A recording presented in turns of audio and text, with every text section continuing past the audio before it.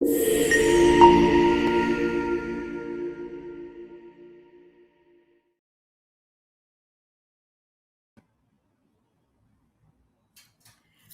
everyone. Good evening, good afternoon, good morning, depending on where you're joining from. And welcome to one more episode of CENTAlks. I will request my colleague to quickly run the poll to see if I'm audible to most of you. We'll just take the first few votes as usual.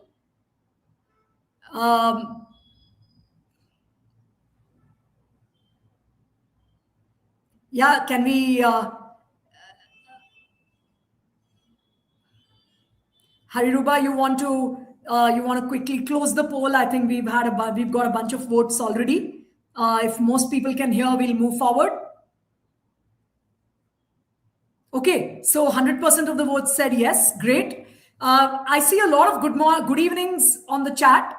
Can I request everyone? I mean, we'll assume your good evening has taken, and can you instead mention your location, school name, and also if you're a teacher, parent. I mean, I think most of you would be teachers, but we probably have a few parents joining as well.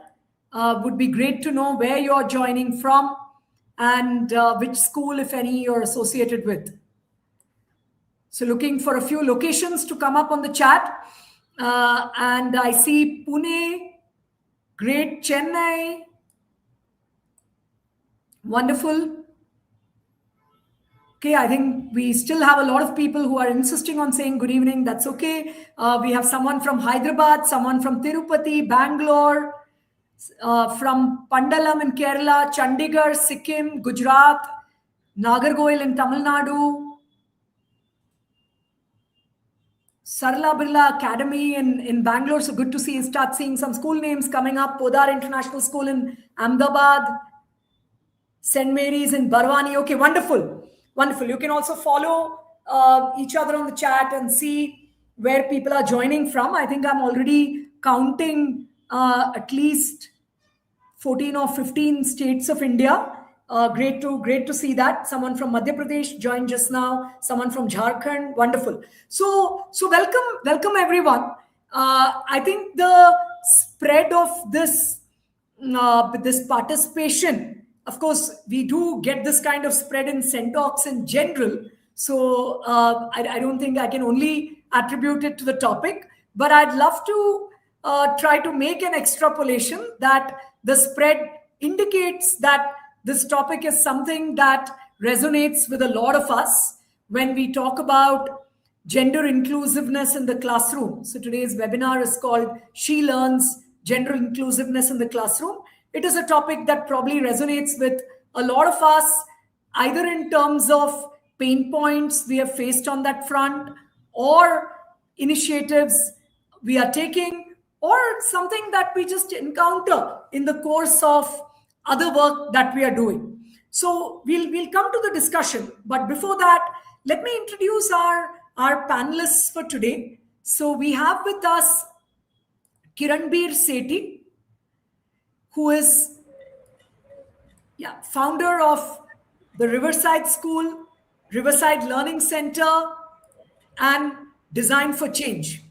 So incidentally, I know Kiranbir or Kiran, as we call her, probably for I think like 18 years now, and I think the first time I went to Riverside School, because everyone used to say, "Oh, this is a school you should see if you're interested in education." And when I went to Riverside School, I think what just struck me was that all the things I had ever imagined that, okay, this is what I would like to see in a school. Somewhere I found that, Riverside seems to be doing this. And it is actually possible to see a school that does all of this. And of course, subsequently, so Kiran, by the way, is a designer by background, from the National Institute of Design, who went on to become a teacher and a principal, and over time morphed into a social entrepreneur and education reformer. So Kiran realized that what she's doing at Riverside is something that a lot of other schools and systems can learn from and use, and went on to launch both Riverside Learning Center and Design for Change, which contribute to the system at a much bigger level. So Kiran, if I may safely say so, is not directly looking at gender inclusiveness as a theme, but in the course of her work, I think she ends up exemplifying how to be gender inclusive, among many other things. So that's not the only thing she exemplifies, but she ends up exemplifying that among other things. And I somehow felt that she'll have a lot to contribute to today's conversation. So welcome, Kiran. I'm glad you could make it. Thanks, Ramya. Great. Our second panelist for the day is Zoe Timms, who is joining us from the US. She's based in New York, and I know it's very early in the morning for you, Zoe. So thank you so much for joining us. And Zoe is founder and executive director of Women's Education Project, and she has a very interesting story. So Zoe has a deep connect with India, which is why we got to know each other as well. So Zoe was living and working in India way back in 2002, and she wanted to help one young woman obtain her MBA. And in the course of that, sort of trying to help one young woman, Zoe realized that there are a lot of young women out there who have various aspirations, but probably don't have the right kind of support and opportunities to get to those aspirations. And that led to her founding what is called Women's Education Project. And Women's Education Project is a global organization headquartered in New York and working with multiple entities in India in particular, and particularly women from underprivileged backgrounds, girls and women from underprivileged backgrounds who need support but have big aspirations. And with that little bit of support, that aspiration can get unlocked. So I hope I have characterized that reasonably, Zoe, and welcome. Thank you so much for joining us early in the morning. Thank you very much for having me. Okay, and Zoe, of course, works very, very directly on this theme of gender inclusiveness in very tough environments. So it's really lovely to have you here, Zoe. So okay, so let me open with my first sort of just starting question to both of you, which is in your own ecosystem, if you had to rate, where you see your ecosystem on a scale of say 1 to 10 on gender inclusiveness, and I know it's a very vague and broad question that I'm trying to somehow quantify, but if you had to rate your ecosystem on a scale of 1 to 10, where would you put it and why? So quick opening thoughts, Kiran and Zoe. 1 being what and 10 being what? Sorry, 1 being low and 10 being high. Thanks for clarifying. Yes. 10 being inclusive and 1 being non-inclusive. Yeah, I mean, I would say the 10, it's a no-brainer that will be like a 10, because I think the flip side would be true. I think at Riverside, a lot of the kind of lens is more gender positive for girls, simply because of the of where I personally came from. So I think in many ways it would be, I would say a 10. I mean, it's just a place that everybody learns. So there's no lens that this is a gender inclusive sort of lens, but I would say 10 would possibly be a. Let me in your case, Kiran, let me ask the question slightly differently. You work with a lot of ecosystems, not just Riverside. If you look at the broader education landscape of the systems you work with, where would you put this, or where would the scale be? Yeah, I would probably put it as a 6. Okay. And Zoe, what about you? You work with very tough ecosystems. How would you rate that? There's been so many advancements in supporting women girls to enter the classrooms. I would give it a 5, just because of so many barriers that are present, so that young women exit the classroom early. And so I think it is a 5, just because there is so much, again, advancements in getting girls into the classrooms over the last 20 years. But so much work has to be done to support young women to stay in the classrooms throughout their education. Great, great. And I think, Zoe, as you are saying, also, and then probably as Kiran is saying, the audience has also, by the way, voted.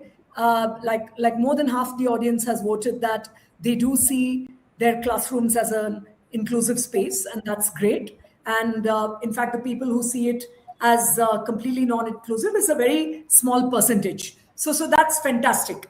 And in that sense, we are probably having this webinar today at a stage when a lot of work has happened in the ecosystem over the years, and it's a good place to start. It's a good place to start and ask ourselves on this International Women's Day, what is the ground that we still want to cover? Sure. And before we take the conversation forward, of course, one quick announcement on a different note. Unfortunately, our third panelist, Febin, is not able to make it due to an emergency. And I was in fact looking for Febin to bring one more lens, which was the industry lens to this, as CEO of one of the L&T group companies. But in any case, I mean, unfortunately, she's not able to make it. So we'll try to fill in for some of that conversation. Meanwhile, we also have a bunch of participants who have joined the workshop from outside India. So welcome to all our international participants. I see people from Bangladesh, from UAE, from Kenya, from Nigeria, from Ghana. Great to have you here. Great to have you here. Welcome. Welcome, and hope you find the conversation valuable. So coming back to Kiran and Zoe. So I think we are all saying that a lot of work has happened. There is probably still some way to go. If I had to ask you, Kiran, in the broader ecosystem that you work with, what do you see as the ground that's been covered, and where would you still want to push for gender inclusiveness? I think, like Zoe said, so much has happened since my foray into education 25 years ago, right? Just the idea of now taking certain calls that are not gender specific, whether it is options for subjects or career choices. No longer boys will do this and girls will do that. That conversation is kind of not the primary way one looks at learning. So a lot of those I see change. But I'm also going to possibly frame this just from my own personal experience running the school for 25 years and seeing other school systems, right? I'm not talking about a much larger global thing. I'll tell you one thing, Ramya, that when we talk about inclusion, we talk about the gender lens, no? I think it's so much of it comes down to how we see ourselves. Role modeling what it feels like, what it looks like is such an important way for both boys and girls to look at what empowerment looks like. I mean, and since schools are primarily still, especially in the early years and possibly when you're forming your worldview, still a largely female-centric space, it's super important that we role model what a gender-inclusive space looks like. And I find that so much of what we do at Riverside allows young girls to see okay, this is what it feels to be powerful and to be kind and to be courageous and to be strong, right? And so seeing it every day, because very often they're not seeing it at home. And very often those homes are not maybe reflective of the kind of power that can happen. So it's even more important that your school spaces, which children stay for 7 hours in the day and then 15 years of their early formative lives, gives you a glimpse of what that feels and looks like. I keep telling I mean, a lot of our team is wild, right? I mean, we'll dance, or we'll get out, or we'll climb trees. The idea that women should see that that's a powerful expression of what it feels. The similar is true even for young boys. Where I keep telling, somebody tells me, what's the best reflection of your boys? I'll say when they become fathers of girls. Oh, they will be fabulous, because they will really be able to be a father of, and build up powerful young girls. And that's such a reflection of what it means to be respectful and kind and be courageous. So I think seeing it again and again is a very strong way for our young children to look at what inclusion and justice and respect looks like. And I walk into schools wherever there is leadership that can understand this lens by which they look at learning, not just timetable and subjects and maker space and swimming pools, but they really look at equity. Oh, you can see it. Yeah, you can see it in the way they walk the corridors and the way they engage with children and the way they show up.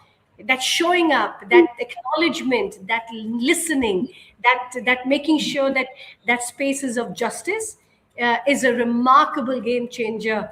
Wherever things have moved and wherever things have not moved, you might have 21st century skills, but you still have 20th century beliefs, and that those two have to match.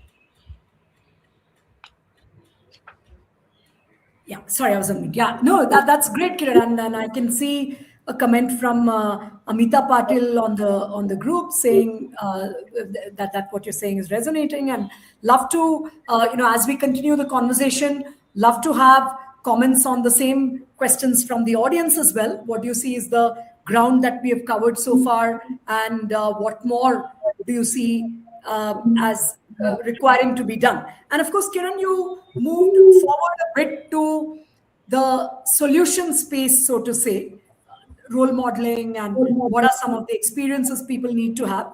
What do you, if I may push you for a minute before I come to Zoe, what do you still see as some of the challenges?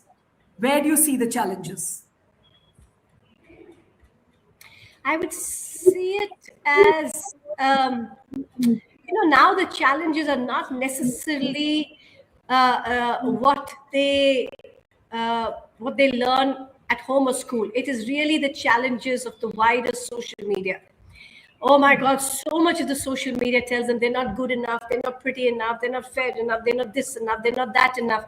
And unfortunately, there's so much of that they access, and they start maybe believing, like, this whole Andrew Tate phenomenon that sort of took over the world of saying, what does being man mean, and what does it mean to own the women, etc. So much of the vulnerable young children sees that, and then they start thinking that messaging is powerful, and that's the cool look. So it's no longer in just the space of home or school. It's so much now out of that space, right? There's a third world that our children are inhabiting, and that's got so much of impact on their mind space, and there are no guardrails there. So that messaging is really coming. What does it mean to be beautiful? What does it mean to be sweet? What does it mean to be pretty? And those messaging are just as there's an onslaught of that messaging, and so much of it is children's lack of self-worth. Oh, am I not this? Am I not that? And that is coming from spaces that really are which I feel, oh my God, I wish I could just hug you and say, protect you from that space. But that is really where we will have to probably do the maximum amount of work. Where are those guardrails for our young children? What do they see every day? What do they hear every day? What are they being told every day, right? So I would say that now is becoming even more increasingly the place that we have to work on. And and I want to, that's a very interesting one. I want to come back to that a little bit down the line. And before that, Zoe, from your vantage point, and of course you are working with women and girls who have a fundamental lack of access in many cases and people who don't have access to school, access to college, and you're working with organizations that are trying to transform this in various ways.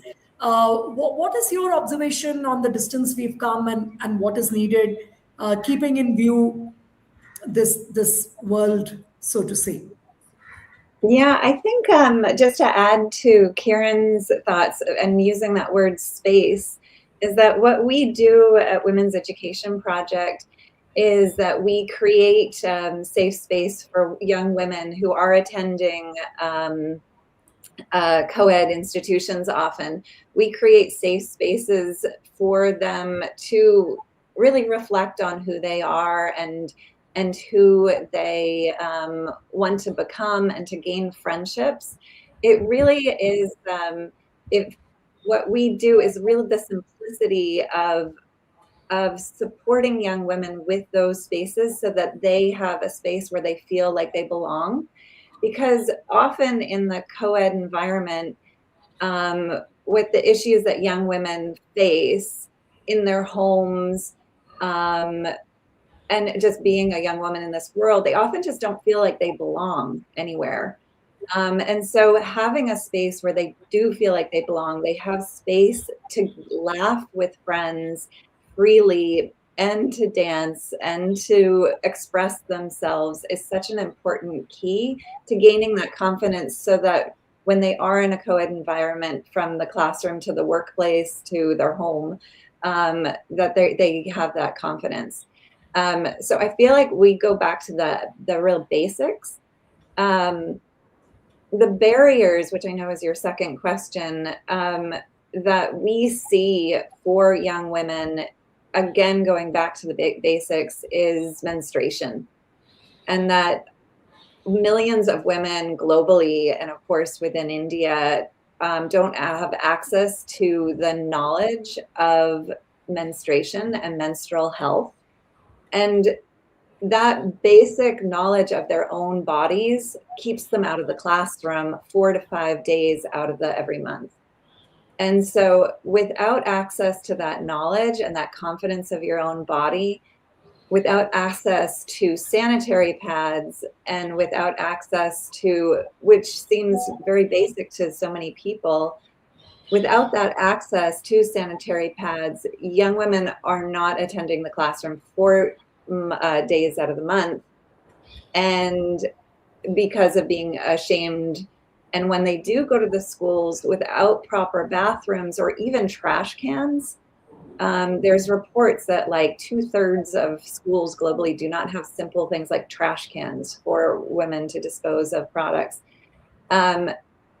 Until we address those very kind of basic issues for women, so that they feel confident and knowledgeable and kind of equal within the classroom, and not ashamed of their own bodies or possible kind of accidents with menstruation, there won't be true equality within the classroom. That women's participation in the classroom won't be equal.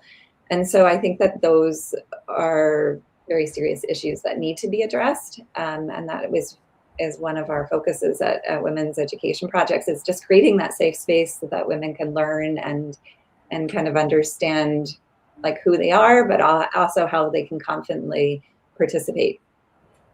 And what you're saying is that it's a mix of just structural issues, like the trash can example you had, and the issue of safe space and confidence. Yeah. And you're trying to address both of those.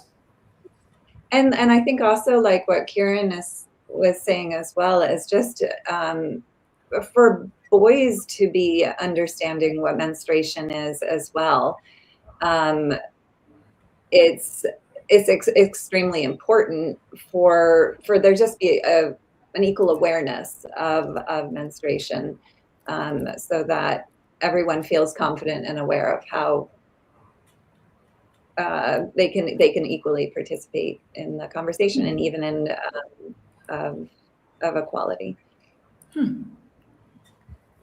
Cool. No, thanks for those thoughts, Zoe. I'm seeing a couple of comments from the audience on some of the other sort of inclusion barriers, not related to gender, but related to language, related to disability. And needless to say, I mean, those are equally important parameters on which inclusiveness is important. Having said that, in today's session, I am going to stay focused on the gender inclusiveness question. So would very much welcome comments and questions from the audience related to gender inclusion. And one of the questions I'm seeing from Gandwe Tonga, and I hope I got your name correct, is, and I think it's addressed to you, Zoe, is when you see a student going through such difficulties, what should a teacher do? Well, I think it's the school. I feel like teachers should have access, bring their own sanitary pads if possible, to have supplies in the classroom for young women to know that there is a resource. I feel like just within of sanitary pads, I think just within some of these big corporations in where I am in New York, I'm just starting to see free sanitary pads in the bathroom. And I think that if teachers have a special drawer where they do have sanitary pads available for young women, and that they know that they can speak to their teacher about that, I think that that is a really important, that they can ask. Yeah, and I think, you know, there's a comment from someone, Mukta Sen, on yes, when we talk about a school being under-equipped for girls in particular, yes, that's a fair discussion on equity. It's equity is about how do you address everyone's need in the appropriate manner rather than just in the same manner. So yes, that is an appropriate discussion when you talk about a school being under-equipped, and probably that's one of the things a teacher can do, as Zoe is trying to explain. Let me take one more audience question, Kiran, which is related to what you said, and this is from Satyavani asking, what is the difference between the classroom being inclusive and the ecosystem? And if I may extrapolate, what can a teacher do with respect to the ecosystem beyond the classroom? I think, when you have simple things like, it starts with in a classroom when you get girls to sit on one side and the boys to sit on one side, right? It'll start with simple things like that, by readjusting just seating arrangement, right? Which I've gone to so many schools which are co-ed, but they get the girls to sit on, one side of the aisle and the boys to sit on the other side of the aisle. So that, and by these simple shifts, you suddenly start saying that all of you are learners. You're not boys or girls, but you're all just learners in this space. Similarly, games are a big place, right? Very often we think boys should play football and girls should play some other game. So we find that very often, whilst of course, when they say inter-school competitions, there will be a different sort of protocol for that. But within your school, there are so many times play becomes such a great place for equity. When everybody plays the same game and in the same playing field, it's a massive opportunity to remove these borders and these barriers. So I would say, in simple ways, seating in a class, within the class, games outside of the class, even simple seating when you're sitting in a group. I often sometimes call my kids, I say, "Ye satsang hai kya ki? Why are we sitting in two separate places? Let's all sit together." But this is a thoughtful exercise. Very often we forget it. We don't recognize or call it out. We just say, mere ko finish karna hai, time kidhar hai. So when we keep thinking time is coming in the way of equity, then you'll always lose the game, right? But when you make time for equity, then it'll be a different way that you set up spaces where all learners learn together. So I think it's really a question of calling out these places where seating is such an easy thing to do. When you make them in groups, how do you make sure the groups are equally balanced? Unless, of course, you're making a specific case for, I think our girls learn better, and you make a group just to kind of highlight that. But that's a thoughtful, intentional way that you're ensuring that we see girls with the same power that they deserve and they should get. So I would say these simple ways are great exercises in shifting it like tomorrow. You don't even have to wait for permission for that. Right off tomorrow, you can start with these 3 simple ways and you'll see the magic that starts happening. Zoe, you were saying something? Were you saying something too? No, I was not. I was listening. Sorry, I thought I just heard. Okay, just before we go on, we have a video from a parent who has shared a bit about what they see on gender inclusiveness, and let me ask my colleague to play the video.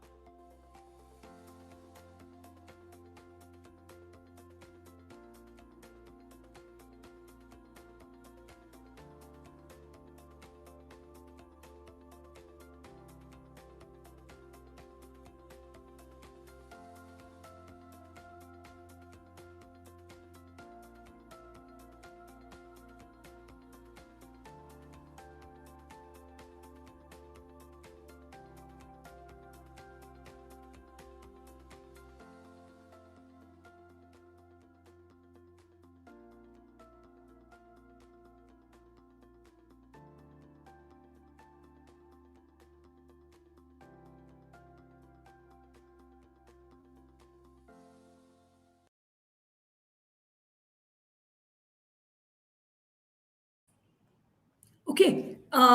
Yeah, if you can please bring Kiran and Zoe back also. Great. So these are just some thoughts that came from a bunch of parents. And of course, it's widely varying between sort of behavioral things and structural things and so on.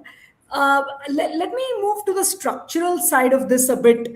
And Kiran, you of course spoke about the broader social media. But before we get into social media, someone in the chat, Malini Sekar, has referred to curriculum. And I would love to get reflections from both of you on what you see as shifts that would be relevant in the curriculum with respect to gender inclusiveness. And I will extend, I don't want to be too technical about the word curriculum, so I will extend it to curriculum and textbooks as a broader theme.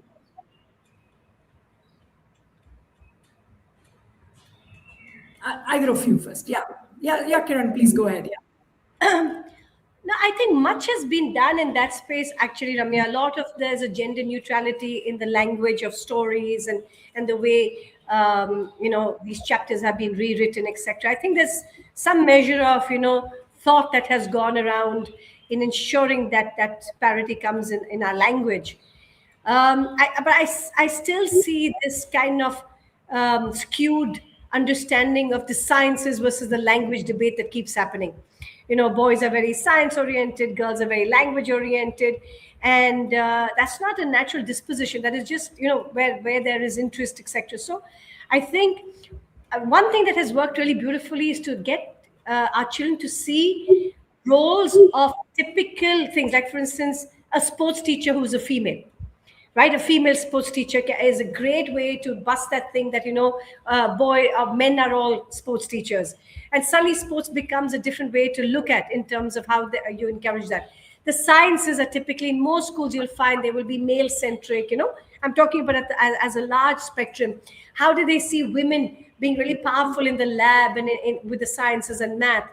So I think in many ways, when you flip that role, which we are so used to thinking that men are this and women are this, or girls are this and boys are this, it allows you to see the subjects very differently.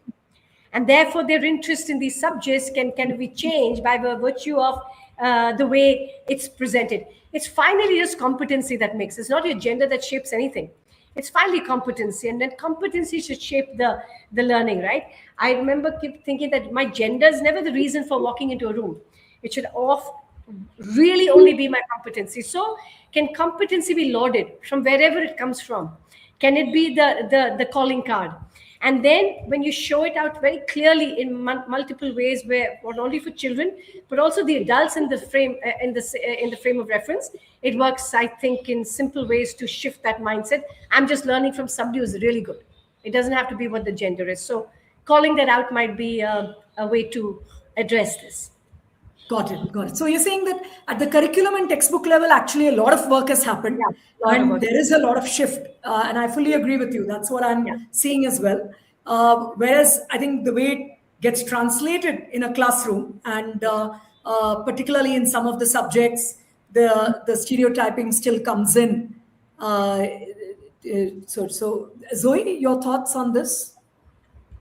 Yeah, one of the a big challenge that we have seen in our classrooms, I'm kind of answering this a little bit differently, but some of the challenges that we have seen in the classroom, which is across for boys and girls, for young men and young women, that the 40% globally of learners are not learning in their local language, their mother tongues.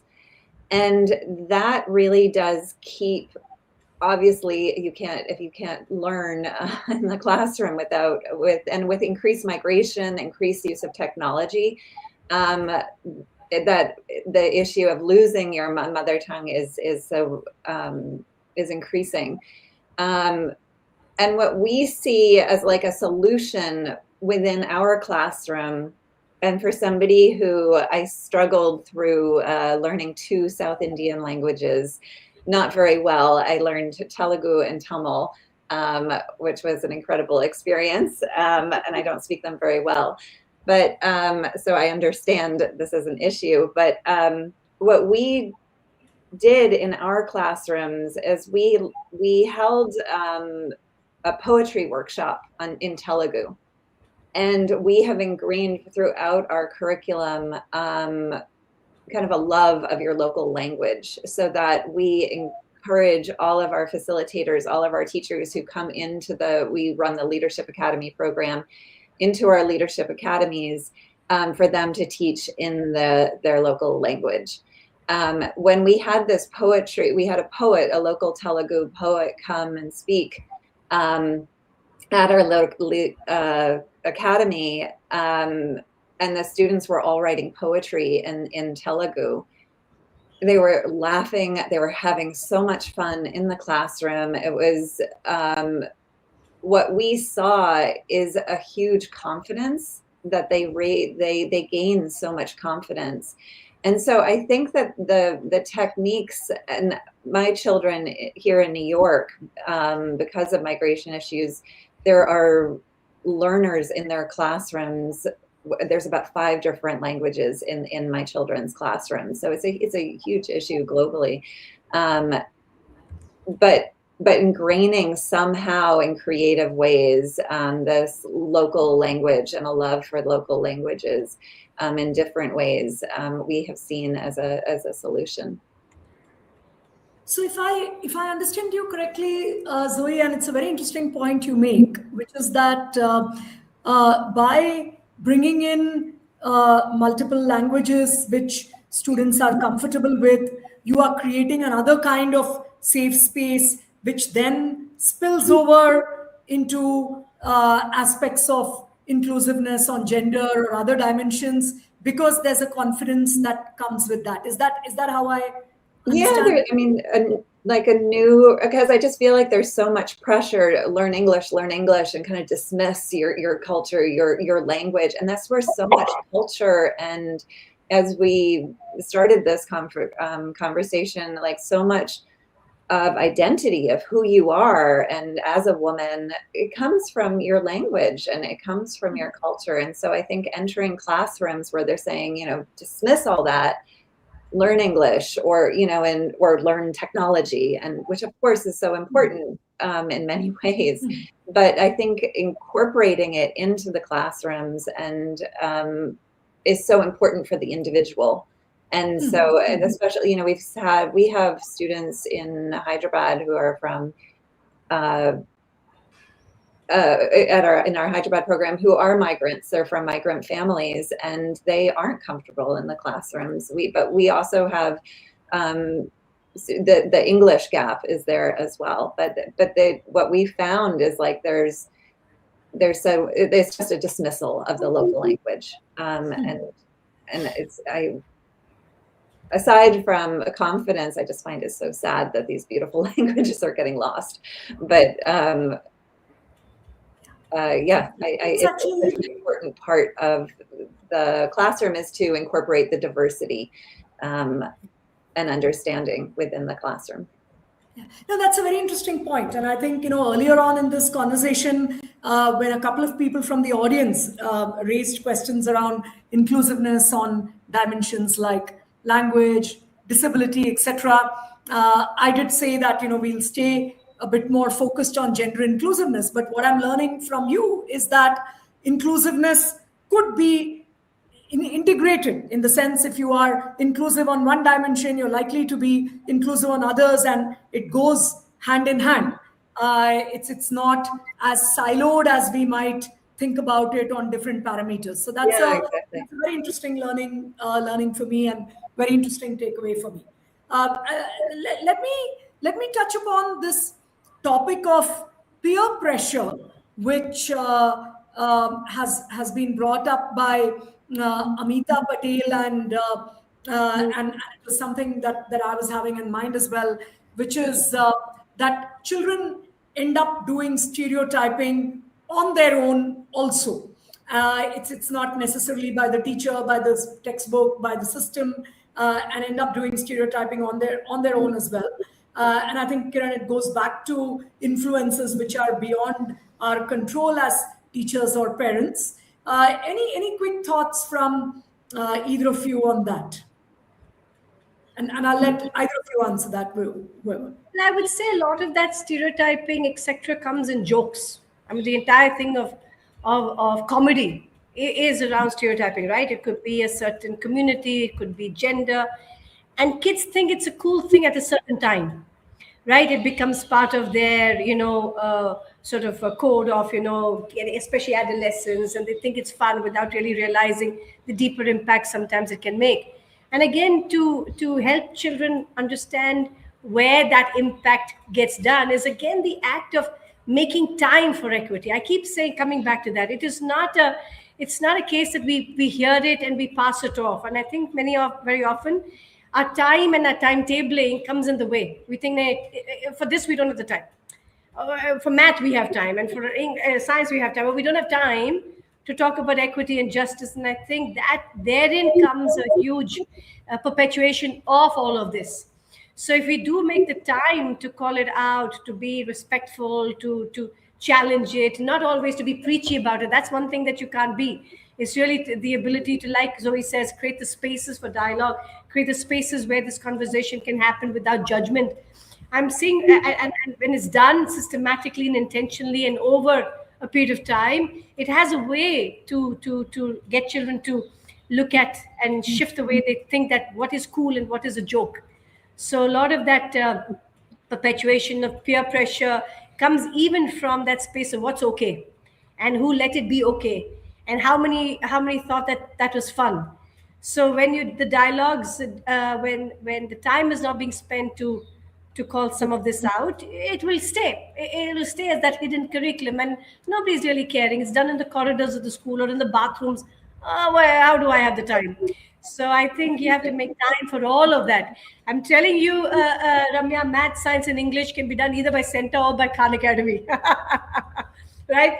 Everything else needs time. Everything else needs to be in an intentional act. So I feel that that's something that we really need to take a hard call now. Yeah. No, I think time is a very interesting one, Kiran, and in fact, the way I often think about this is that when you see two people being different in some way from each other, the easiest and sort of laziest explanation is that one is a boy, the other is a girl, so they are different, because that's what is visible.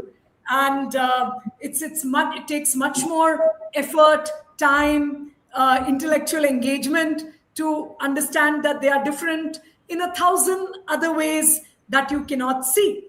So you just picked the laziest answer. Oh, he does this because he's a boy and she does this because she's a girl. That's what you could see with the limited time and engagement that you decided to have. So yeah, Ramya, it's a great point you are making. And I want to touch on one more audience question before we start moving to wrap up, which is from Satinder Arora, asking that how do you see the third gender coming up, or let me put it as non-binary gender coming up in your work, if at all it comes up, and how do you see inclusiveness from that space? Do either of you see some of this? I think just adding to Kiran's last comments and kind of incorporating this, incorporating non-binary students into our program, it is the space and time. And I feel like, Kiran, what you said about being preachy, for none of this you can be preachy. It's not about building a curriculum and like being like, now we're going to teach you about peer pressure, we're going to teach you about what you should do, you shouldn't do, and about accepting non-binary. What we have found in our program is the safe space, just space and time, generates natural empathy that you can't teach, that just hang out and time and space, not on your phones, not on your computers, but just hang out. Hopefully, that there is space to accept people and understand people. And that is such a simple thing, but it's almost like an invisible system that we've created, just having that space so that you can sit with a cup of tea, with a healthy snack at our program and just sit, and then you learn from each other. We have seen such incredible acts of empathy with our students just because they had that space and time to learn about somebody. We weren't saying, here's our curriculum, you're going to learn. Or, we've had students in our program who had AIDS, and we didn't know about it. They were just accepted in, and it was just very natural. So I feel like some of like curriculum building and everything, we lose like humanity around these issues. And I think that our space is, again, it's what you said, Kiran, it's just space and time and just being humans. And that's what we do at Women's Education Project, is creating that space. And it's funny to tell a donor, like, we just need space. They want to see curriculum. They want to see how many laptops do these kids have, how many times, and like, how can you say like a dance party just brought all these students together, and that's the most important thing that your money funded. It's a very hard thing to show and to show data around. So of course, since both of you talked about time a lot, and so I sort of expected someone from the audience to say it, and someone whose name is Lego Studio for some reason has said this. So Kiran, you are leaving us in the last part of this webinar. Before you go, your closing thought for a school leader on how to help create this space and time for inclusiveness, because that's been your big theme of the last 45 minutes, and you work with a lot of school leaders. So what's your closing thought for a school leader? Ooh, my closing thought will be, get out of your cabin.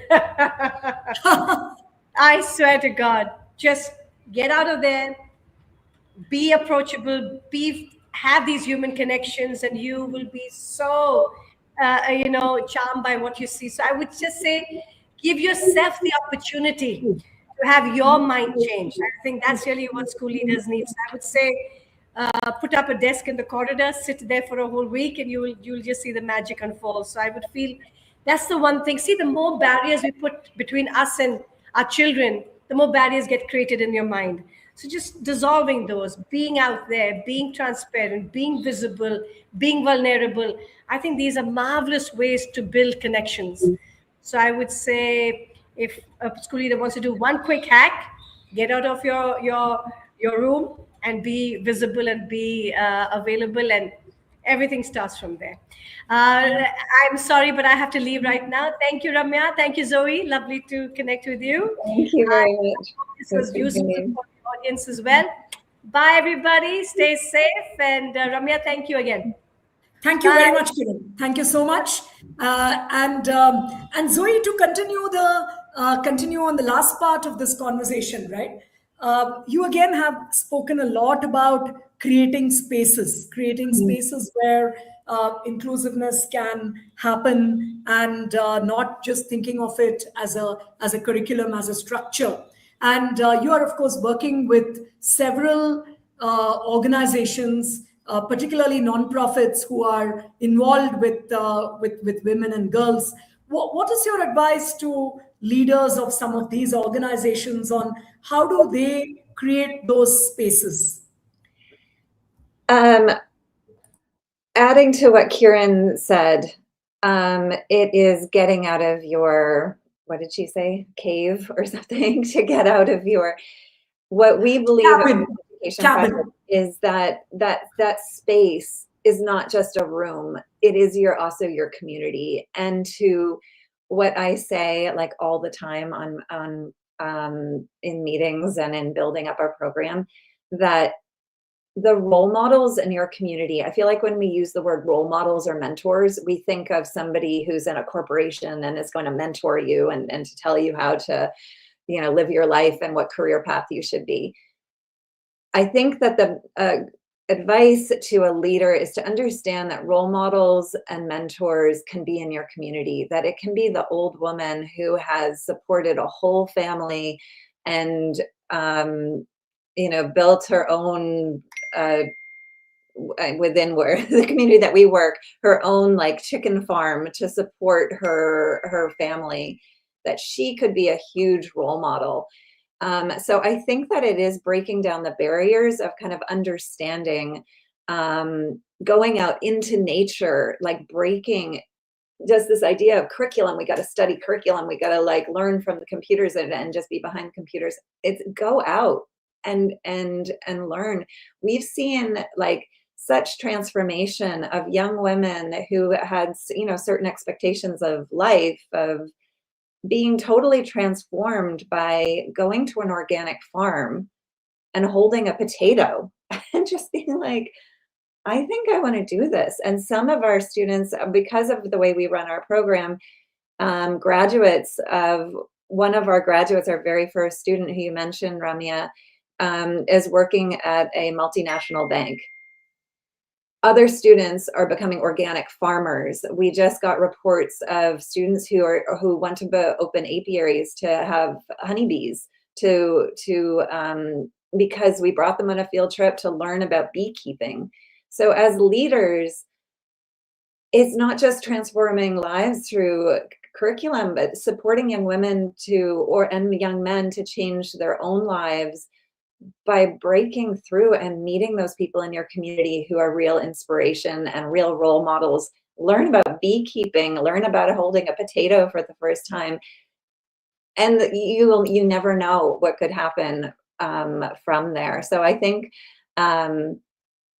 it's kind of breaking out of your own like kind of classroom and understanding and just understanding the world beyond that. Very interesting, Zoe. So, and a theme I'm taking away from you repeatedly is that it is not about thinking about gender inclusiveness in particular, but it's about breaking barriers in general and, absorbing and accepting the world around, which will hopefully break many other barriers as well. Exactly, in a really holistic way of looking at it. I think Great. it's really essential. Great. No, very interesting, very interesting. No, thank you so much for that, Zoe, and pleasure having you with us today. I'm going to request my colleague as the last part of this to share a bit about what teachers have shared or in terms of their thoughts on challenges they face, as well as ideas for inclusiveness with other teachers watching this.